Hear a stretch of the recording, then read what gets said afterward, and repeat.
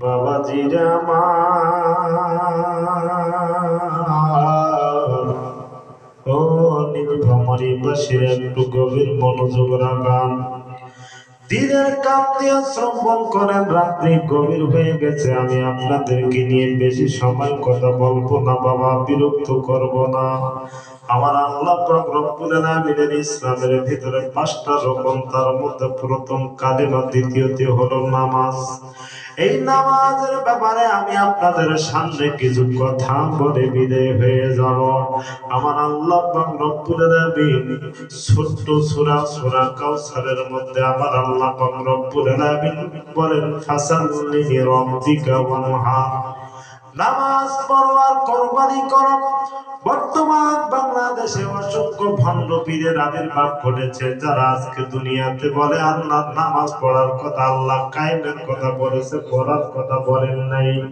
আমার আল্লাহ পাক রব্বুল আলামিন সূরা কাউসারের মধ্যে দ্বিতীয় আয়াতের মধ্যে আল্লাহ পাক বলেন, নামাজ পড়ো আর কুরবানি করো। নামাজ পড়তে হবে রে ভাই। আল্লাহ পাক রব্বুল আলামিন পবিত্র কোরআনুল কারীমের মধ্যে বলেন, ইন্নাল্লাহা আশতারা মিনাল মুমিনিনা আনফুসাহুম আমওয়ালাহুম বিআন্না লাহুমুল জান্নাহ। আল্লাহ পাক জানান, আমি মুমিনের জান মাল ইবাদতের বিনিময়ে আমি আল্লাহ পাক রব্বুল আলামিন জান্নাত দান করব। আল্লাহ পাক রব্বুল আলামিন আরো বলছেন, কুল ইন্না সালাতি ওয়া নুসুকি ওয়া মাহইয়ায়া ওয়া মামাতি লিল্লাহি রাব্বিল আলামিন। আমি মুমিন, বলো আমার নামাজ, আমার ইবাদত, আমার বندگی সবকিছু আল্লাহ পাক রব্বুল আলামিনের জন্য। আমার ভাইরা, আল্লাহর হাবিব সাল্লাল্লাহু আলাইহি ওয়াসাল্লাম বলেন, ও আমার উম্মতেরা, শোনো, মুমিনেরা কাফেরের মধ্যে পার্থক্য হলো নামাজ। মুমিনেরা নামাজ আদায় করে, কাফেরেরা নামাজ পড়ে না। মুমিনেরা নামাজ পড়ে, কাফেরেরা নামাজ পড়ে না। ভাইরা আমার, এই নামাজের প্রতি আল্লাহর হাবিব কত বেশি গুরুত্ব প্রদান করেছেন, কত গুরুত্ব দিয়েছেন। আল্লাহর নবী বলেন, আমার কাছে 3টা জিনিস সবচেয়ে প্রিয়। 1 নম্বর হলো নামাজ, 2 নম্বর হলো মহিলাগণ, নারীগণ, 3 নম্বর হলো সুগন্ধি, আমার কাছে পছন্দনীয়।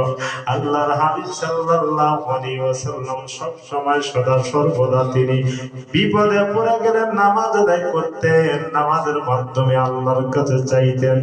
যারা নামাজ আদায় করবেন, নামাজের এত বেশি গুরুত্ব, ফজিলত। আল্লাহর হাবিব সাল্লাল্লাহু আলাইহি ওয়াসাল্লাম বলেন, as-salatu মিফতাহুল জান্নাহ, নামাজ হলো বেহেশতের চাবি। অতএব আপনি যতগুলো আমল করেন, দান করেন, সদকা করেন, ইবাদত করেন, বندگی করেন, যা যাবতীয় করেন না কেন, যদি আপনার নামাজ না থাকে, আপনার সব ইবাদত গুলো বরবাদ হয়ে যাবে। এই জন্য আমার ভাইরা, নামাজ আদায় করতে হবে। নামাজ হলো বেহেশতের চাবি। আল্লাহর নবী সাল্লাল্লাহু আলাইহি ওয়াসাল্লাম একদিন সাহাবায়ে কেরামকে ডাক দিয়ে বলে, ও সাহাবীরা, তোমরা শোনো শোনো শোনো, ওই যে দেখো সামনে ঝর্ণা অথবা পুকুর, নদী, নহর প্রবাহিত। এই নদীর মধ্যে যদি কোন আল্লাহর বান্দা প্রতিনিয়ত 5 বার করে গোসল করে, আল্লাহর নবী ডাক দেয়া বলে, 5 বার গোসল করলে তার শরীরের মধ্যে কোন রকমের ময়লা থাকতে পারে নাকি? সাহাবায়ে কেরাম বললেন, না না, 5 বার গোসল করলে কোন রকমের ময়লা থাকতে পারে না। আল্লাহর নামে ডাক দেয়া বলে, ও সাহাবীরা, যদি কোন আল্লাহর বান্দা 5 ওয়াক্ত নামাজ আদায় করে, তাহলে ওই বান্দার আর কোনো গুনাহ থাকতে পারে না।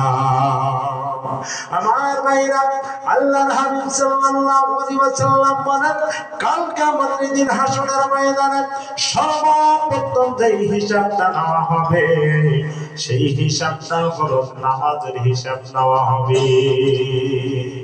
নামাজের হিসাবটা যদি আপনি ক্লিয়ার সুন্দরভাবে দিতে পারেন, তাহলে আপনি অন্য ইবাদতগুলো আপনার সেইভাবে তালাশ করা হবে না, অন্য ইবাদতগুলো আপনার গ্রহণযোগ্য বলে গৃহীত হবে।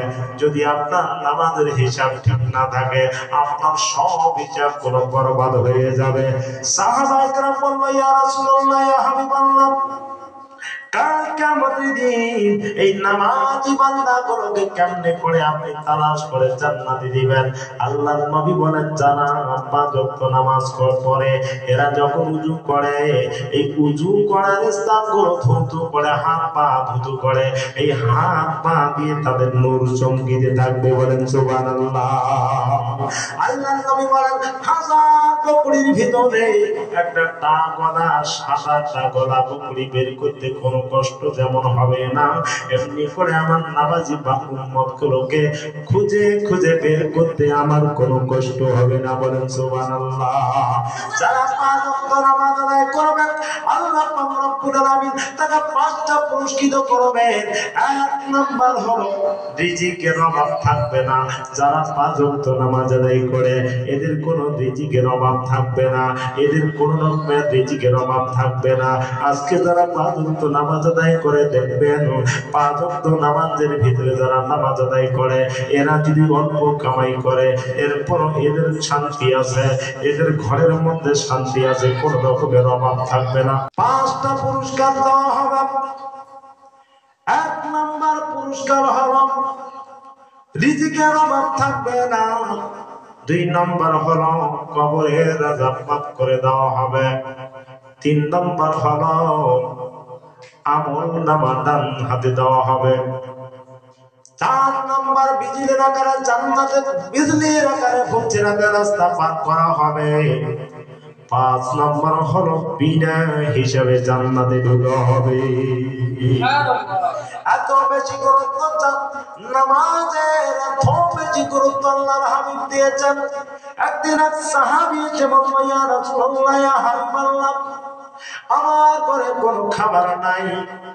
ইয়া রাসূলুল্লাহ, আমি খুব অভাবী, আমার সন্তানদের কোনো খাবার নাই। আল্লাহর নবী বললেন, সাহাবী, নামাজ আদায় করো, নামাজের মাধ্যমে আল্লাহর কাছে যাও, আবার আল্লাহ পাক রব্বুল আলামিন আপনার রিজিকের ব্যবস্থা করে দিবে। বলেন সুবহানাল্লাহ। আপনি আমি আমার কাছে যদি কোনো মুসল্লি এসে বলতো, হুজুর খাবার নাই, আমি যদি বলতাম যে নামাজ পড়ো, আমরা বলতাম যে কাম পাই নাই, আমি নামাজ পড়বো। কিন্তু সাহাবায়ে কেরামের মধ্যে কোনো রকমের কথা ছিল না, কোনো দ্বিধা ছিল না। সঙ্গে সঙ্গে সাহাবা ওযু করে 2 রাকাত নামাজ আদায় করলেন।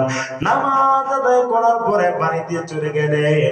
বাড়িতে যাওয়ার পরে দেখতেছে তার একটা পুরা জাদা কল ছিল, পুরাতন জাদা কল। এই জাদা কল ঘরে আর না বেড়ায়, ঘরে আর না বেড়ায়। সাহাবী এই জাদা কল থেকে ঘরে আর না বেড়ায় জান্নাতি আটা এত সুন্দর আটা। সাহাবী সকল পাত্রগুলো ভরলেন, সকল পাত্রগুলো ভরে নিলেন। নেওয়ার পরে সাহাবী চিন্তা করে, আরে এই পুরাতন জাদা কল ঘরে আর না বেড়ায়, কি ব্যাপার, কোন দিক থেকে আসে কালেকশন, কোন দিক থেকে, কোন লাইন আছে নাকি, কোন বোর্ডিং আছে নাকি, কোনো কিছু আছে নাকি? সাহাবীরা তালাশ করার জন্য তিনি জাদা কলটাকে উত্তোলন করলেন। করার পরে দেখে কোন দিক থেকে কোন রকমের রাস্তা নাই, কোন রকমের কালেকশন নাই। এবার জাদা কল ডেকে চলে গেলেন আল্লাহর নবীর দরবারে। আল্লাহর নবীকে ডাক দিয়ে বলে, ইয়া রাসূলুল্লাহ, ইয়া হাবিবাল্লাহ, ইয়া রাসূলুল্লাহ, আপনি বলেছেন আমি নামাজ আদায় করে বাড়িতে যা দেখি আমার পুরাতন জাদা কল ঘরে আর না বেড়ায়।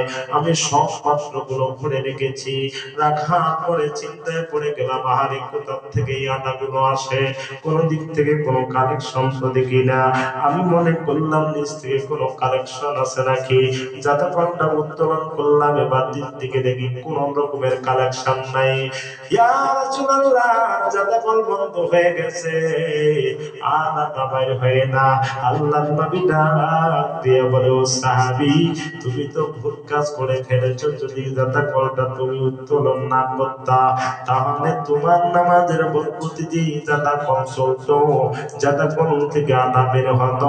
এটা কিয়ামত পর্যন্ত চলতো। আমার উম্মতেরা তোমার নামাজের বরকতের এই জাদাকল থেকে আনা সবাই উপভোগ করতে পারত। বলেন সুবহানাল্লাহ। আল্লাহর নবী বলেন, যারা নামাজ আদায় করবে রিজিকের অভাব হবে না। ইমাম সাহেবেরা বেতন অল্প অল্প বেতনে চাকরি করে 4-5 হাজার টাকার বেতন, কিন্তু ইমাম সাহেবের কোন বাড়িতে অভাব নাই, আল্লাহর রহমত। তারা দুটো খায়া বেঁচে আছে।